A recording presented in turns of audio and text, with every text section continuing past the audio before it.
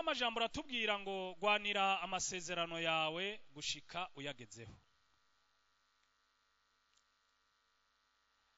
Imigisha yose twarayihawe, kandi yose imigisha Imana yadusezeraniye yarayiduhaye iyicishije mu mwana wayo Yesu Kristo. Kandi iyo migisha kugira nayo idushikeko Yesu Kristo yacishije muri mpwemu yera. Ibintu byose amasezerano turonka, hari ibyo turonka duhuye n'abakozi b'Imana bakaduhanurira, mpwemu yera akabereka icyo Imana yateguye ku buzima bwacu bakakitubwira. Hari ibyo turonka mpwemu yera yiziye ubwiwe akatwereka icyo tuzoba, akatwereka ibyacu, akatwereka kazoza kacu, akatwereka ibyacu byose uko bizogenda. Ariko gushika uno munsi byinshi ntabyo turashikako, byinshi ntabyo twarose. Mu buryo bw'impwemu ivyo bintu birahari, birahari, ariko ntiturabikorako, ariko ntiturabyakira, ntiturabitunga. Mu buryo bw'impwemu biragaragara ko ari byacu kandi twarabihawe, ariko ntiturabikorako. Biradusaba kugwana, biradusaba kugwana, biradusaba kunigana, biradusaba gusenga, biradusaba gusenga ubudasiba, biradusaba gutitiriza. Nitwicara oya, nituryama mpaka tugizene tubishitseko, kuko twarabihawe, ni byacu, twarabihawe. Imigisha yose twarayihawe, ni byacu. Uno munsi ibyacu hari ababyicayemo, ibyacu hari ababyicayemo, kandi ibyacu hari abo biko biratungisha. Hari abageze kure kukubera umugisha wacu, hari abageze kure kukubera umugisha wawe, hari abo kuratungisha. Uyu munsi wabaye igikoresho kugira bagere kure, kandi abo ntibashaka kukurekura.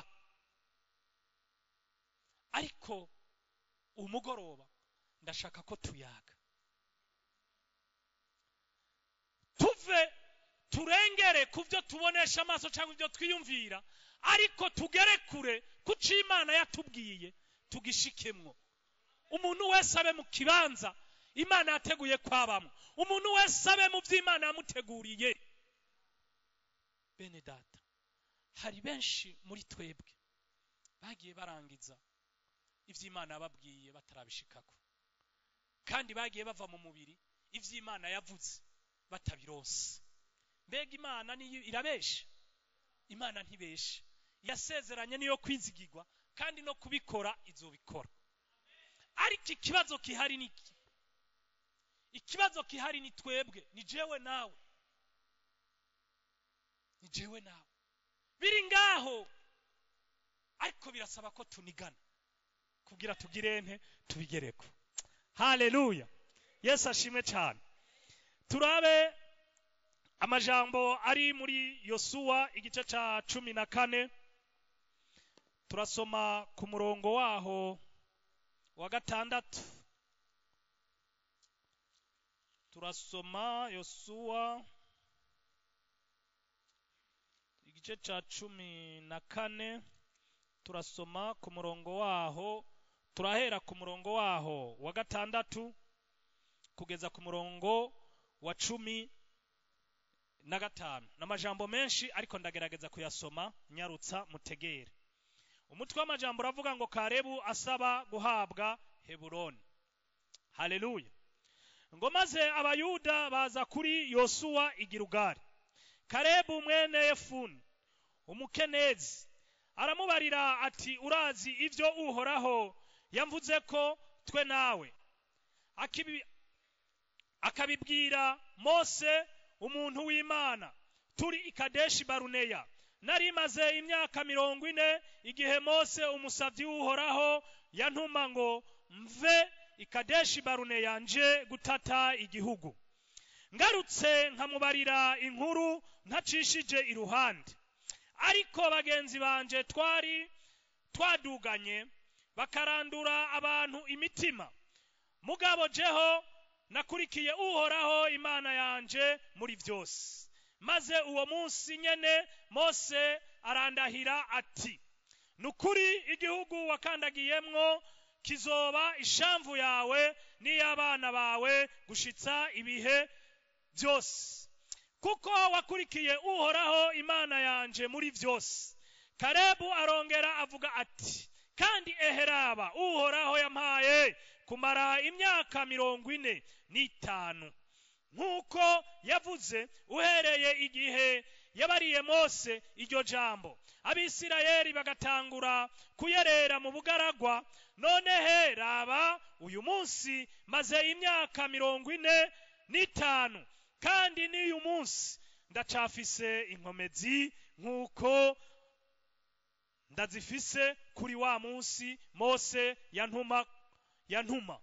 Uko inkomezi zanje zari ziri ico gihe ngitabara mu rugamba ngatabaruka, n'ubu niko ziri. None rero numpe uriya musozi Uhoraho yavuze wa munsi. Ico gihe wumvise ko ari ahabanaki, kandi ko hafise ibisagara binini binini bizitijwe inzitiro z'amabuye. Kumbure Uhoraho azoba kumwe nanje ndabaneshe nkuko yambariye. Maze Yosuwa ahezagira Kalebu mwene Yefune amuha Heburoni kwishamvu. Nuko Heburoni hacika ishamvu ya Kalebu mwene Yefune umukenezi na bugingo n'ubu, kuko yakurikiye Uhoraho Imana y'Abisirayeli muri vyose. Kandi i Heburoni kera hitwa igisagara ca Araba. Araba uwo yasumba abandi banaki bose. Nuko igihugu gihabwa impore. Amen. Haleluya. Yesu ashimwe cyane. Aya n'amajambo uyu mugabo Kalebu yariko yibutsa Yosuwa icimana yababwiye bavuye gutata i Kanani. Bagiye ari abagabo 12, abandi bose baza bacivutu Abisirayeli. Barababwira ngo kijya gihugu nubwo Imana ivuga ko yakiduhaye, abagabo barimwo kuri twebwe tumeze nk'inzige, nibikunda ko iki gihugu tuzocinjiramwo. Ariko Yosuwa na Kalebu barababwira ngo nimuhumure, Uhoraho natwizigira akatwishimira, tuzobajya bwa mutsima. Haleluya. Yesu ashimwe cyane. Abo bagabo bamaze kuvuga ayo majambo, Abisirayeli bose baja mu nsago zabo batangura kwidodomba, bararira baraboroga, habagahinda nta humure ryahabaye. Ariko aba bagabo barahagarara bugabo baravuga ngo Uhoraho natwishimira, tuzobajya bwa mutsima. Bajyana abantu batoya cyane, batanga ihumure mu gihe abandi batanze inkuru z'incavutu. Uhoraho aravuga ngo ndahiye ukurahira kwanje kw'aba bantu izinagondwa, aba bantu b'Abisirayeli batigeze banyizera. Nakoreye ibitangaza mu maso yabo igihe cyose nabakura muri Egiputa, nta numwe atabonye ivyo nabakoreye. Ariko kugeza uno munsi ntibaranyizigira.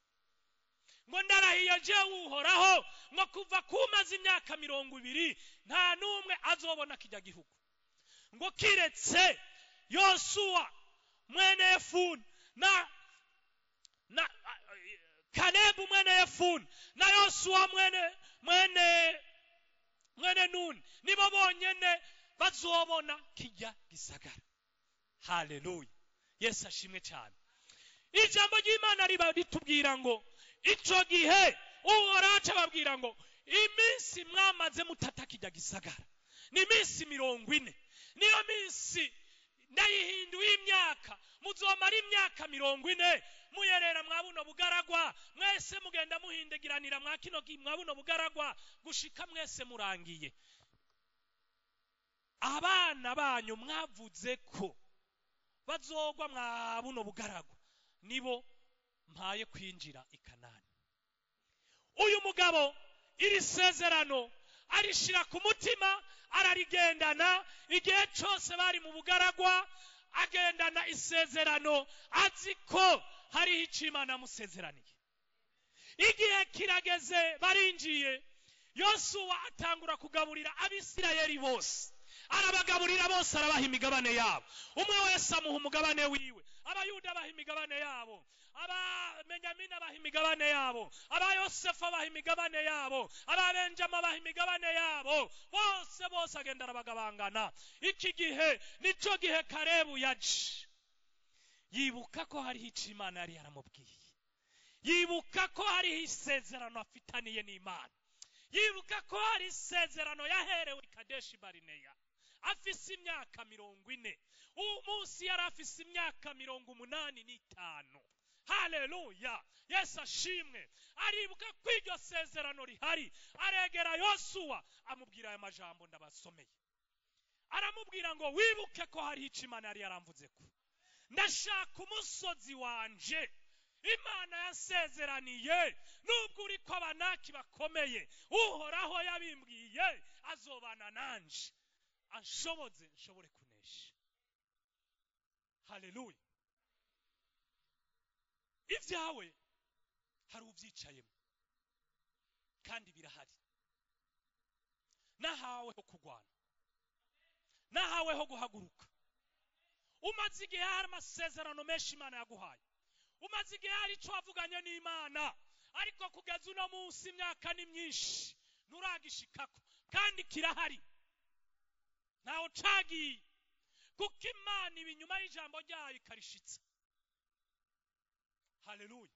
Nahaweho guhaguruka, nahaweho guhaguruka ukagwana gushika ugeze ku cyo Imana yakuvuzeko. Nudahaguruka ubwo bukenura bugumamwo, nudahaguruka ibibazo by'amagwarura bigumamwo, nudahaguruka iyo nzu yo gupangura yigumamwo, nudahaguruka ibyo wipfuje byose nabyo uzoshikako. Ariko birahari, Imana yarabivuze, birahari. Nahaweho guhaguruka, haguruka ugwane, haguruka ugwane. Twe nitugwana nk'abisi. Haleluya, Yesu ashimwe cyane. Aha turagwana, iyo dupfukamye turagwana, iyo turinginga Imana turagwana. Haleluya, Yesu ashimwe cyane. Haguruka unigane gushika ugeze ku cyo Imana yakubwiye. Umviriza ndababwira, erega Imana isezeranye, Imana iragusezeranira, kandi imaze kugusezeranira bikajaho kandi bikabaho. Nahawe. Mbega ntiyabwiye Abisirayeli, yabwiye Yakobo. Yakobo amaze kugenda, ajyamye amaze kubona ngo icuririzo, abamarayika baduga bamanuka, baduga bamanuka. Haleluya. Yakobo abyutse mu gitondo ngo arashinga ibuye, amaze gushinga ibuye ngo arimena ko amavuta. Uhoraho aramubwira ngo iki gihugu wajyamyemwo wewe ubwawe ukabona ibyo, iki gihugu ndakiguhaye wewe n'urubyaro rwawe, muracegukiye nimwe muzokibamo. Histoire ntimuyizi. Ayo masezerano Yakobo yarose akiri umusore, Yakobo atararongora, ariko byarahindukiye urubyaro rwiwe inyuma y'imyaka myinshi 100. Imana yibuka icyo yabasezeraniye, irabagarukana. Mbega yarakibinjijemo, yarakibinjijemo. Ntibagwanye, baragwanye. Ni nacyo gituma kubwo gutinya intambara benshi bagenda bazigwamo, kandi bamwe bagapfa batarashika. Haleluya, bagapfa batarashika. Kubwo gutinya kugwana tugenda tuva mu mubiri tugapfa tutarashika kubyasezerana. Kuko hagati yo gushika mu masezerano no kuva aho tuvuye hari intambara. Hagati y'amasezerano no gushitswa kwayo hariho intambara. Ntituzoryama buce mu gitondo twabishitseko. Haleluya. Yesu ashimwe cyane. Icyo Imana yavuze yo iri nyuma yacu kugira igishitse. Ariko Imana irarindiriye ko we nawe uhaguruka n'inkomezi zawe uniganira icyo Imana yakubwiye, uniganira icyo Imana yavuze kuri wewe kugira ugishikeko. Haleluya. Yesu ashimwe cyane. Ukiniganire kugeza ukigezeko. Bamaze kuva muri Egiputa bari bazi ko Imana ibakuye muri Egiputa, amasho yabo, ibitungwa byabo, ibyo batunze n'inzahabu nyinshi bari bafise. Uhoraho yarahejeje kubagabira, bahejeje kunyaga abanyegiputa.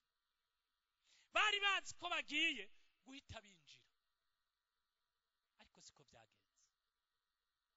Haleluya. Hari ubugaragwa imbere zawe, kandi uko uzokwitwara mu bugaragwa, haleluya, uko uzokwitwara mu bugaragwa nico kizotuma uko uzokwitwara niko kuzotuma ushika mu masezerano. Haleluya. Mu bugaragwa ntihaba kwidodomba, mu bugaragwa ntihaba kuryama tugasinzira. Oya, mu bugaragwa hariho kugwana, mu bugaragwa hariho kurara inzara. Twisonzesheje kugira Imana itugeze kuco yatubwiye. Haleluya. Yesu ashimwe cyane. Yesu ashimwe cyane. Mu bugaragwa saho kujya tukaryama tugasinzira, mu bugaragwa naho kugwana. Haleluya. Abisirayeli bageze mu gihugu cy'isezerano ari uko bagwanye, kuko abari mu byawe barakomeye. Biragusaba inkomezi z'Imana nzima kugira ushobora kwinjira mu byawe. Abari mu byawe bakureyo ubone kwinjira. Ibyawe hariho ababirimwo, ibyawe hariho ababirimwo.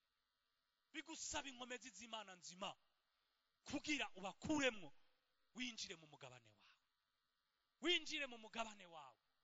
Uno mugoroba menya ko ufise urugamba imbere zawe bwo kugwana budasiba, bwo gusenga ubudasiba kugira winjire mu mugabane wawe. Ibyawe birahari kandi ntaho byagiye, kandi n'ababifise nta nguvu bafise. Nuba mu ruhande rw'Imana uzobakuramo kandi ubyicaremo. Haleluya. Haleluya. Imana iradusaba ko dutera intambwe. None bamaze gutera intambwe, Imana ntiyabanye nabo, yabanye nabo kandi igihe cyose yabitangira imbere. Mu bugaragwa ntibidusaba kwidodomba. Kwidodomba siko kuzotuma Imana idushitsako, ariko mu bugaragwa biradusaba guhaguruka tugaharanira icyo Imana yavuze. Haleluya. Tugahagarara nk'abantu b'abagabo kugira dushike mu masezerano. Haleluya. Nagira ndababwire ngo Imana yarahevye iraterera n'amavubi, iraterera amavubi abitangira imbere. Ajya abansi babo bagenda bokipa. Donc Abisirayeli bagenda bokipa aho abansi babo bavuye kubwo guhunga amavubi. Iyo ni Imana ishoboye, ni Imana y'ububasha. Biragusaba guhaguruka. Nagira ndababwire ngo nta kintu na kimwe muzoshikako mutagwanya. Nta na kimwe muzoshikako mutagwanya. Ubuheruka dimanche nababwiye ngo kubwo ivyo mpwemu yera nkorera n'ivyo bantegurira bagasanga kenshi nabimenye cyangwa ndabizi cyangwa bamwe narenda bahucagura mwijoro. Nababwiye ukuntu bace banyita umurozi. Baca kwita umurozi. kubera iby'impwemu ntavyo bazi. Bobo bafata ubushobozi bwa mpwemu yera bakabuha Satani. Ntibazi ko mpwemu yera hari kugira akore. Ntibarazi ko mpwemu yera hari kugira twinjize mu byacu. Aho tugeze twaragwanye, na none umunsi turacagwana kandi turatsinda. Haleluya, Yesu ashimwe cyane. Reka ndababwira uwundi muntu mu ncamake yagwanye aranesha. Uyu mugabo mwumva Yakobo. Uyu mugabo Yakobo yaragwanye aranesha. Bibiliya iratubwira ngo Isaka amaze kurongora Rebeka ngo amara imyaka 40 batarabyara. Karande yari kuri se Aburahamu, yari yarakurikiye n'umuhungu wiwe Isaka. Yari yaramukurikiye. Ngo nuko Bibiliya imbwira ngo Isaka afata umwanya wo kuja imbere y'Imana. Ngo yinginga Imana, asenga Imana, ayisaba uruvyaro. Ngo inyuma y'iyo myaka 40, Isaka yarongoye afise imyaka 40, ngo baza kuronka umwana bafise hafi imyaka 80. Ise yarose umwana afise imyaka ingahe? Isaka arasenga ngo yinginga Imana kugira Imana imuha abana mu ruvyaro. Ngo Uhoraho ngo amuha uruvyaro. Ngo Rebeka amaze gutwara inda, ngo yumva ibintu bigirigimba mu nda yiwe, ngo biramutangaza ivyo bintu ivyari byo biniganira mu nda yiwe bisitana. Ngo Rebeka aje imbere y'Imana asiguza Imana ivyari byo. Haleluya. Imana ngo iramubwira ngo mu nda yawe ngo hari amahanga abiri. Haleluya, haleluya, haleluya. Ngo mu nda yawe hari amahanga abiri. Ivyo Uhoraho yari yarabwiye Aburahamu ngo kuri wewe hazokomoka ihanga. Ngo mu nda yawe hari amahanga abiri kandi yose azoba yakomeye. Ngo hazokomoka amahanga abiri, ngo kandi yose azoba yakomeye. Ngo ayo mahanga ngo nico gituma nuno munsi azoba bakeba arasitana mu nda yawe. Ngo nuko ngo Rebeka ngo ararema umutima wiwe. Ngo igihe kigeze ko Rebeka avyara. Haleluya. Uhoraho yari yarabwiye Rebeka na Isaka, arababwira ngo bukuru azoshumbira butoyi. Abana ntibari bwavuke. Ngo igihe kigeze cyo kuvuka, Esau arasohoka. Ariko bagize barabe basanga Yakobo yafashe ukuguru kwa Esau kugira musubize inyuma agatsintsiri kugira Yakobo asohoke. No mu kuvyara habaye kunigana.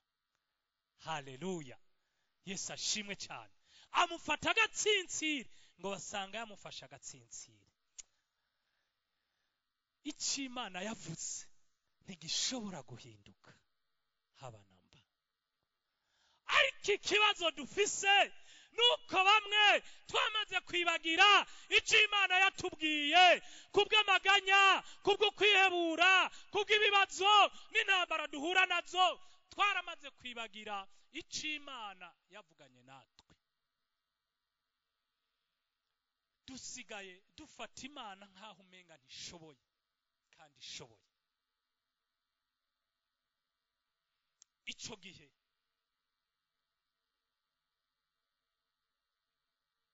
abana baravuka kandi barabaho. Bibiliya iratubwira ngo Isaka yakunda Esau cyane, Rebeka agakunda Yakobo. Bibiliya irambwira ngo Isaka ngo ahinduka umuhigi kandi agahiga karonka, aba umunyamwete mwinshi mu guhiga. Inyama yazizana akazihase zicumbye kandi Isaka aryoherwa. Ndiko ndacagagura nyaraguritse. Yakobo yama mwihema yiyicariye ari kumwe n'abavyeyi, ngo ariko igihe kiragera, Bibiri irambwira ngo Yakobo ngo amaze gukura n'abana biwe barakura. Igihe kimwe Yakobo yitekera uduharage araturyosha, sinzi ko yasizemo amavuta y'inka cyangwa yasizemo sosi tomate, ariko Bibiri atubwira ngo utwo duharage byari bitukura ngo kandi biryoshe. Esau abikubise kwijisho avuye guhiga, birashoboka ko Esau uwo munsi ashobora kuba atari yarose, birashoboka ko Esau uwo munsi ashobora kuba yaririwe ariruka inyuma y'ibikoko, ariko ntiyagira icyo afata. Iki nico gihe abantu benshi bahemuka, nico gihe iyo umuntu araye ubusa umunsi umwe ahemuka, nico gihe iyo umuntu aburaniwe abuze ruwaye umunsi umwe ahemuka, nico gihe iyo umuntu byanse ahemuka. Mu bisanzwe mu mico y'Abisirayeli, imfura niyo yategerezwa kuragwa, niyo yategerezwa kuba samuragwa, niyo yategerezwa guhabwa umugisha. Amen. Kandi niko byari biri. Ariko igihe kimwe, kuko Imana hari icyo yari yaravuze kuri Yakobo, kandi Yakobo yarakize, kandi Yakobo hari icyo yaracunze, niko karyo yaronkeyeho gutegeramwo Esau. Esau aramubwira ngo ndakwinginga numpe kudutukura. Esau Yakobo aramubwira ngo kugira ndabiguhe banza undahire, unyemerere ko ari je nzoba samuragwa kugira ndabiguhe.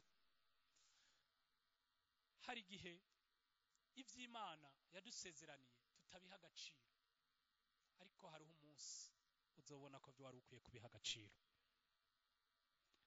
Hari umunsi uzobona ko wari ukwiye guha agaciro. Hagaciro icyo Imana yakuvuzeko, hagaciro icyo wavuganye n'Imana, hagaciro icyo Imana yakubwiye, hagaciro icyo ijambo ry'Imana rivuga, kuko hari umunsi uzovyicuza utakibironka igihe cyarangiye.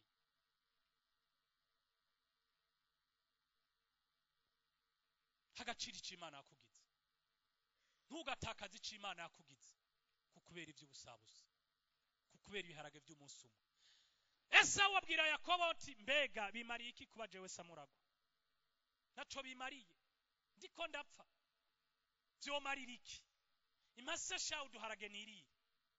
Biratubwira ngo ari yacumbye umutsima neza, arateka n'uduharage neza, uwundi aratora aramuha, we yibaza ngo birarangiye.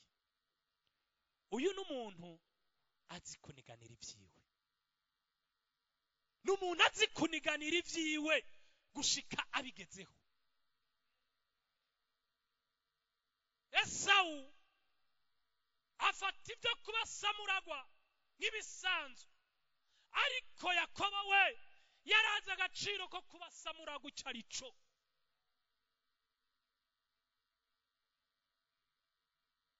Igihe kigeze, igihe kigeze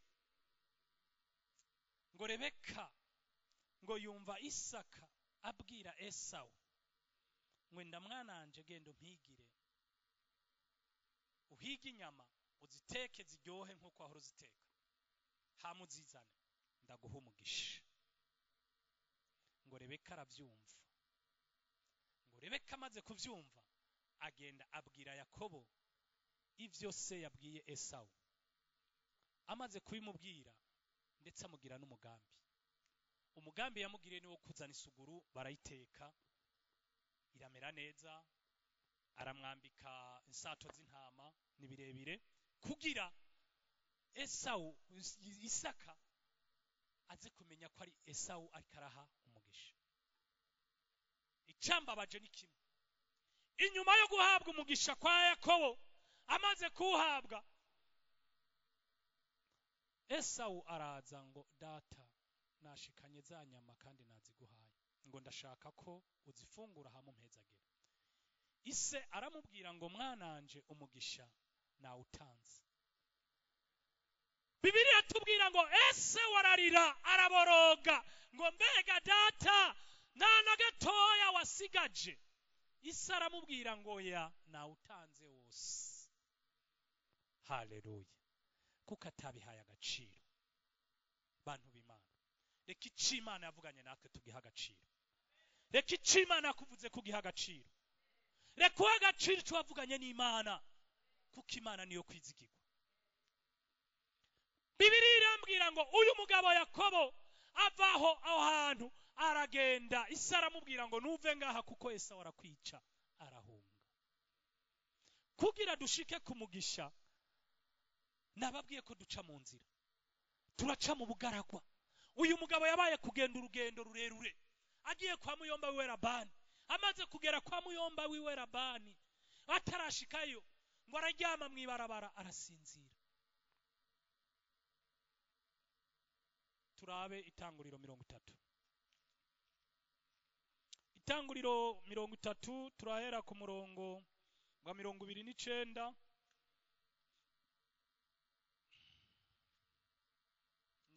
29 tugere ku murongo wa 30.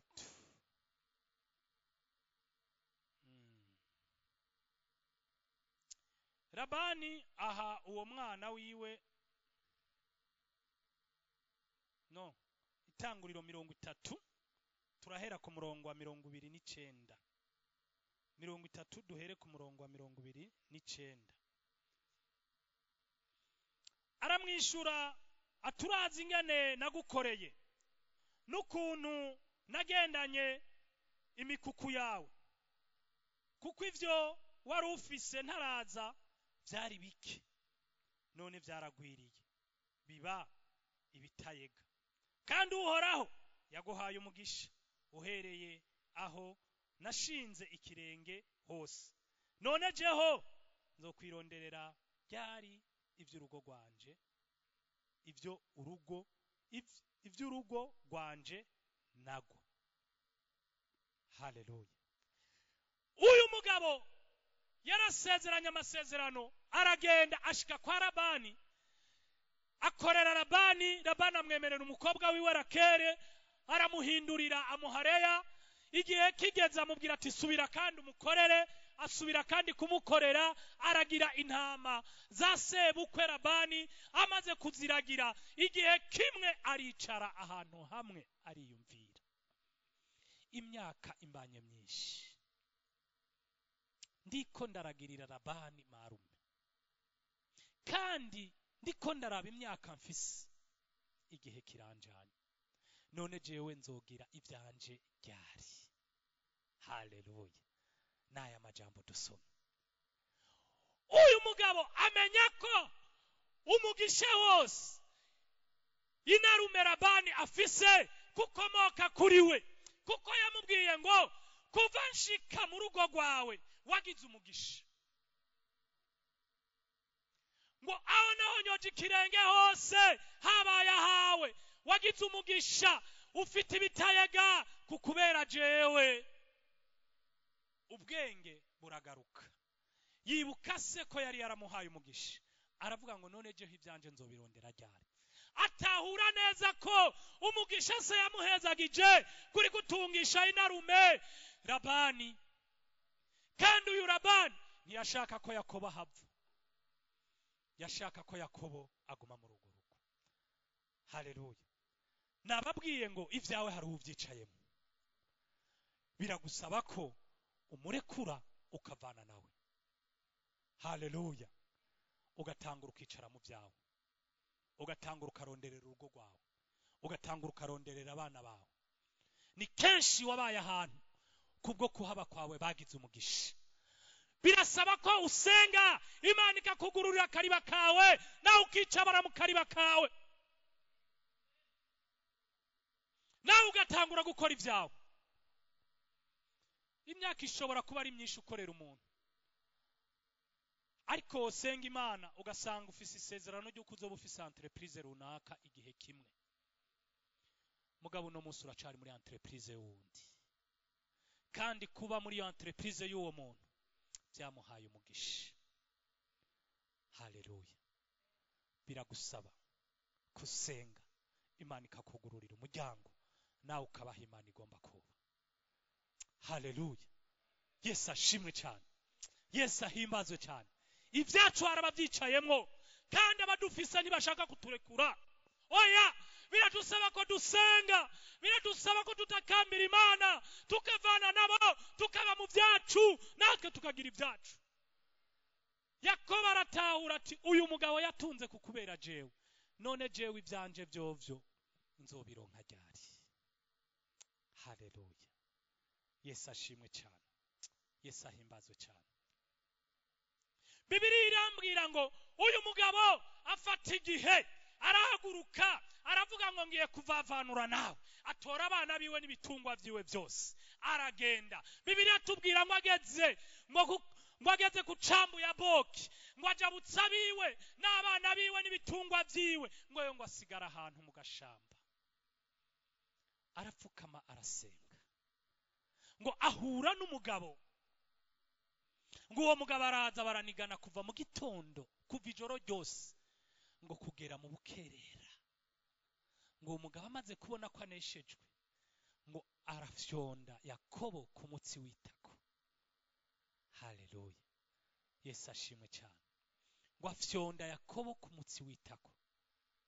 Ngo amaze gufyonda Yakobo ku mutsi w'itako, aramubwira ngo nundekure kuko bugiye guca kandi ndashaka kugenda. Yakobo aramubwira ngo sinkurekura utampezagiye. Haleluya. Yesu ashimwe cyane. Yakobo yari yarahezagiwe kandi umugisha we wari uhari. Haleluya. Ageze kwa Labani yaramugunze kandi Yakobo yari afise umugisha, hatunga Labani. Yakobo aratahura ngo akaniko karyo ko kwinjira mu byanje, sinkurekura utampezagiye. Yakobo murazi ico risigura ngo intonyotsi, umusuma, umubandi. Haleluya. Yakobo yariko karande, amenye ko ariko karande y'umusuma, yo kwitwa umusuma, ariko iyo karande itaramuva ko Yakobo nta mugisha ashobora kuronka, kuko Bibiliya tubwira ngo yari afise ibitayega, ariko agaruka kubwira uwo mugabo ngo nituvana utampezagiye. Bibiliya iratubwira ngo uwo mugabo ahezagira Yakobo. Ngo amaze guhezagira Yakobo, Yakobo aravuga ngo aha hantu ndahise Peniyeli, ngo kuko mpuye n'Imana imbona nkubone. Haleluya. Haleluya. Mbega wo burahura n'Imana imbona nkubone. Uyu mugoroba ndaguhamagarira guhura n'Imana imbona nkubone. Uhure n'Imana imbona nkubone. Imana iguha umugisha igihe cyose wamaze wibwa, unyagwa, utagira icyaha utunze. Umugoroba ubonane n'Imana imbona nkubone, ubuzima bwawe buhinduke, ubuzima bwawe buhinduke. Uyu mugoroba ubonane n'Imana imbona nkubone. Nico gituma nababwiye ngo twahuye n'Imana imbona nkubone. Haleluya. Haleluya. Ari ngaha kugira duhezagire, ari ngaha kugira duhezagire. Uwo munsi ntuve ngaha nawe udahezagire, ntumurekura ataguhezagiye, ntumurekura ataguhaye umugisha, kuko utanga ari ngaha nyene. Haleluya. Uwo munsi ntugende uko waje, kuko utanga ubuzima bwawe buhinduke, amazina yawe ahinduke. Uwo munsi amazina yawe ahinduke, kuguhindura izina rihano. Haleluya. Yesu ashimwe cyane. Hari amazina ushobora kuba witwa, hari amazina bakwise abavyeyi, hari amazina mu kazi bakwise, hari amazina bo mugendana bakwise, ariko no munsi reka uhoraho guhindurira izina, reka uhoraho guhindurira ibihe, kuko uhindura ibihe kandi n'uhindura amazina agatanga umugisha uhoraho ari hano. Umwami Yesu abagirire neza kandi abahezagire.